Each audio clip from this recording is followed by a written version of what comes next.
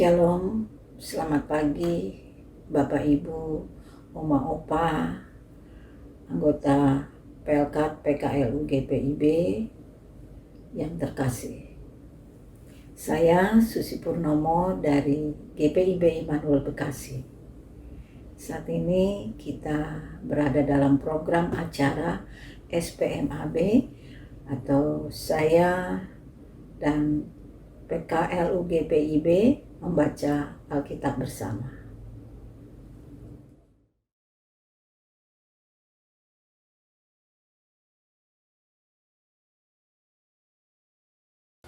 Aku mau bersyukur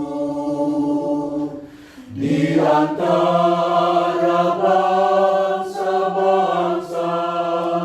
Aku mau bermazmur bagimu ya Tuhan,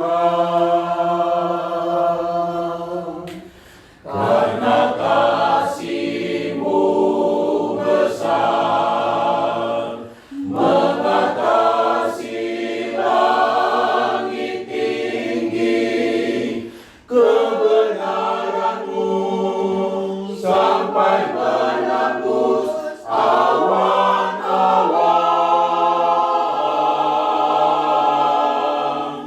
Ditinggikan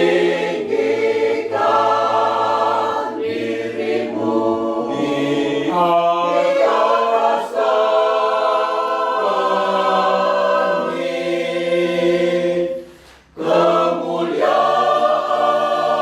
kemuliaan-Mu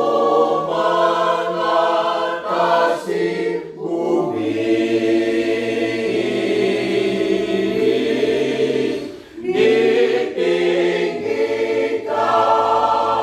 diri-Mu di atas langit, kemuliaan-Mu mengatasi bumi.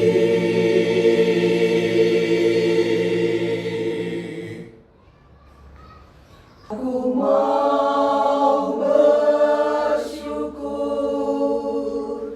di antara bangsa-bangsa.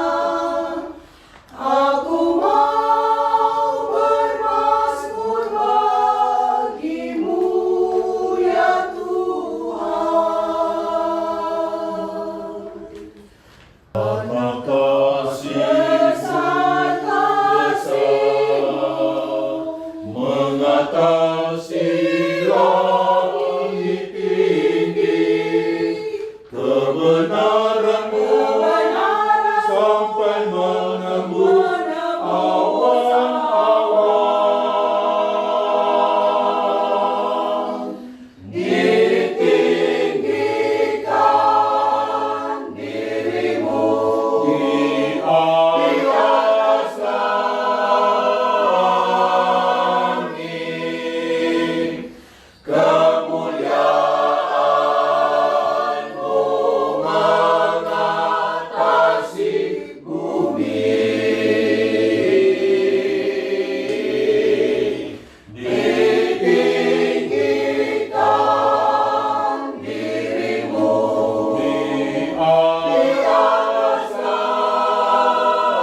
kemuliaan-Mu mengatasi bumi.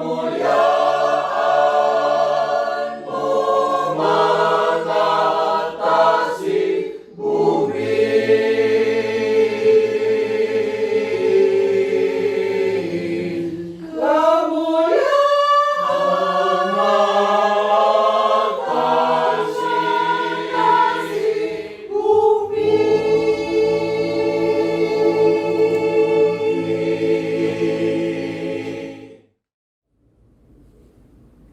Bapak Ibu, Oma Opa yang terkasih,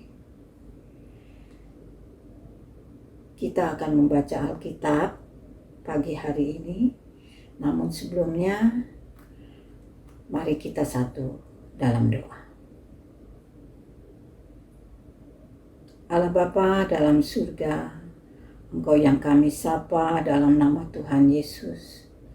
Curahkanlah Roh Kudus-Mu dan kuasailah hati serta pikiran kami, agar kami mampu untuk mengerti dan memahami akan maksud dan kehendak-Mu melalui firman-Mu yang akan kami baca dan renungkan. Amin. Pembacaan Alkitab pagi hari ini diambil dari kitab Yohanes 12 ayat 20 sampai dengan 36. Kitab Yohanes 12 ayat 20 sampai 36 yang menyatakan Yesus memberitakan kematiannya. Di antara mereka yang berangkat untuk beribadah pada hari raya itu terdapat beberapa orang Yunani. Orang-orang itu pergi kepada Filipus yang berasal dari Betsaida di Galilea. Lalu berkata kepadanya, "Tuhan, kami ingin bertemu dengan Yesus." Filipus pergi memberitahukannya kepada Andreas. Andreas dan Filipus menyampaikannya pula kepada Yesus. Tetapi Yesus menjawab mereka, katanya, "Telah tiba saatnya Anak Manusia dimuliakan. Aku berkata kepadamu, sesungguhnya jikalau biji gandum tidak jatuh ke dalam tanah dan mati, ia tetap satu biji saja. Tetapi jika ia mati, ia akan menghasilkan banyak buah. Barang siapa mencintai nyawanya, ia akan kehilangan nyawanya. Tetapi barang siapa tidak mencintai nyawanya di dunia ini, ia akan memeliharanya untuk hidup yang kekal. Barang siapa melayani aku, ia harus mengikut aku. Dan di mana aku berada, di situ pun pelayanku akan berada. Barang siapa melayani aku, ia akan dihormati Bapa." Sekarang jiwaku terharu, dan apakah yang akan kukatakan? "Bapa, selamatkanlah aku dari saat ini." Tidak, sebab untuk itulah aku datang ke dalam saat ini. Bapa, muliakanlah nama-Mu. Maka terdengarlah suara dari sorga, "Aku telah memuliakannya dan aku akan memuliakannya lagi." Orang banyak yang berdiri di situ dan mendengarkannya berkata bahwa itu bunyi guntur. Ada pula yang berkata, seorang malaikat telah berbicara dengan dia. Jawab Yesus, "Suara itu telah terdengar bukan oleh karena aku, melainkan oleh karena kamu. Sekarang berlangsung penghakiman atas dunia ini. Sekarang juga penguasa dunia ini akan dilemparkan keluar. Dan apabila aku ditinggikan dari bumi, aku akan menarik semua orang datang kepadaku." Ini dikatakannya untuk menyatakan bagaimana caranya ia akan mati. Lalu jawab orang banyak itu, "Kami telah mendengar dari hukum Taurat bahwa Mesias tetap hidup selama-lamanya. Bagaimana mungkin engkau mengatakan bahwa Anak Manusia harus ditinggikan? Siapakah Anak Manusia itu?" Kata Yesus kepada mereka, "Hanya sedikit waktu lagi terang ada di antara kamu. Selama terang itu ada padamu, percayalah kepadanya, supaya kegelapan jangan menguasai kamu. Barang siapa berjalan dalam kegelapan, ia tidak tahu kemana ia pergi. Percayalah kepada terang itu selama terang itu ada padamu, supaya kamu menjadi anak-anak terang." Sesudah berkata demikian, Yesus pergi bersembunyi dari antara mereka.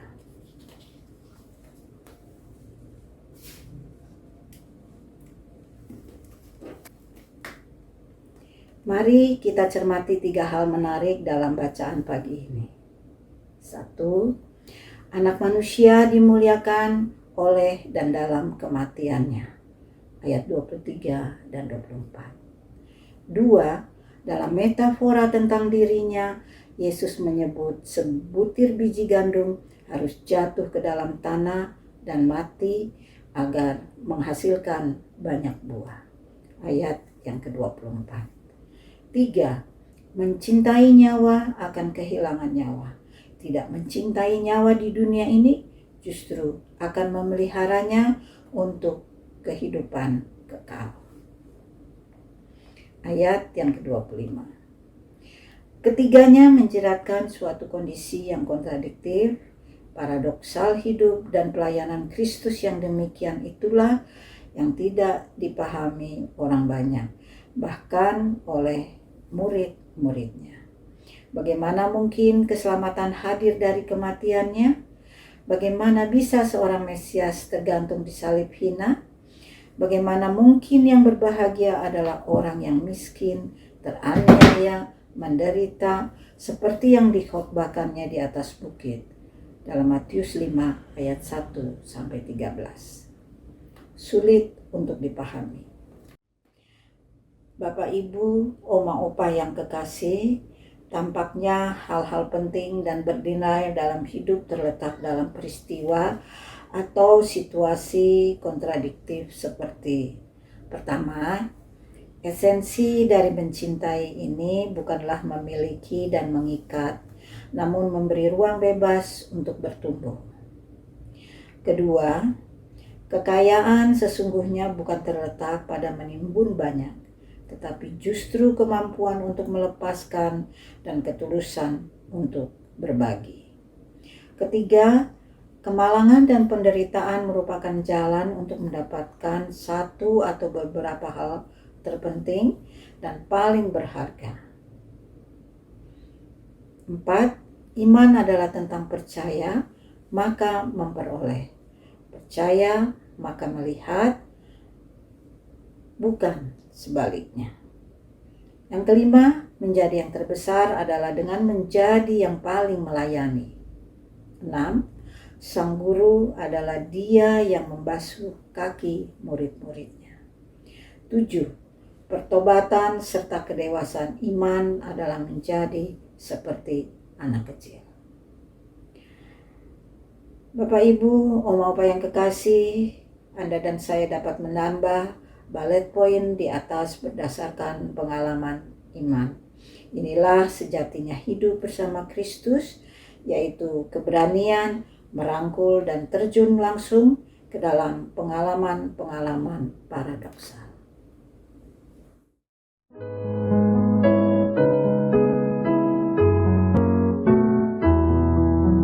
Dalam hidup beriman, kadang badai menerjang. Saat imanku lemah, Yesuslah andalanku. Biar waktu melenyap, yakin padanya tetap. Bersamanya ku teguh, Yesuslah andalanku. Cahaya Roh-Nya yang cerlang masuk hati yang gersang, tuntunannya pun teguh. Yesuslah andalanku. Biar waktu melenyap, yakin padanya tetap. Bersamanya ku teguh, Yesuslah andalanku.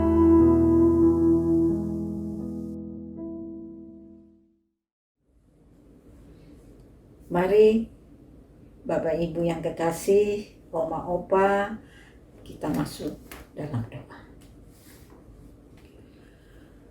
Ya Tuhan Yesus, kami bersyukur atas firman-Mu yang sudah kami baca dan renungkan.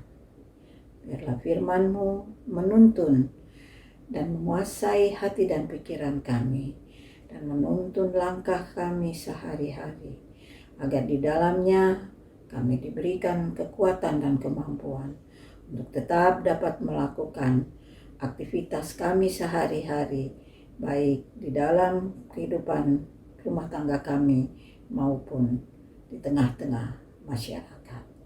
Ajarilah dan berkatilah kami dengan kemampuan serta keberanian untuk mengikuti dan berjalan menurut cara dan kehendak Tuhan. Terima kasih Tuhan. Kami juga berdoa untuk seluruh pengurus Dewan PKL GPIB. Berikanlah mereka kesehatan yang baik. Berikanlah mereka kekuatan dan kemampuan untuk dapat melaksanakan tugas dan pelayanan mereka yang sudah dipercayakan kepada mereka. Biarlah mereka dapat juga melakukan kegiatan-kegiatan mereka dalam penyertaan Tuhan. Berkati pula seluruh program kerja yang sudah dibuat. Tuhan, kami juga berdoa bagi seluruh anggota PKLU GPIB dimanapun mereka berada. Tuhan tahu akan keberadaan mereka. Berikan pula mereka kesehatan yang baik. Berikan pula mereka semangat.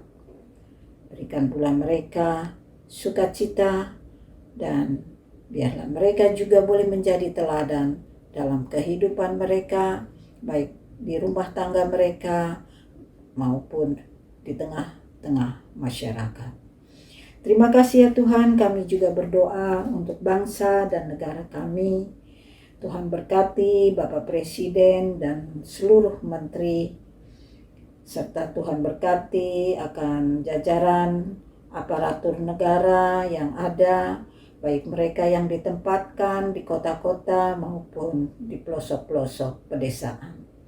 Biarlah mereka boleh menjalankan tugas dan tanggung jawab mereka dengan penuh keadilan dan kebijaksanaan.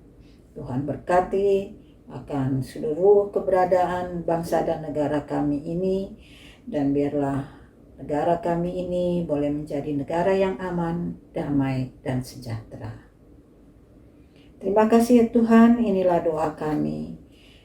Peliharalah kami dalam naungan kasih-Mu, dan terimalah doa kami ini yang senantiasa kami bawa hanya di dalam nama Tuhan Yesus. Amin. Bapak, Ibu, Oma, Opa yang terkasih, terima kasih karena sudah terlibat di dalam kegiatan SPMAB. Kiranya Tuhan Yesus memberkati kita semua. Amin.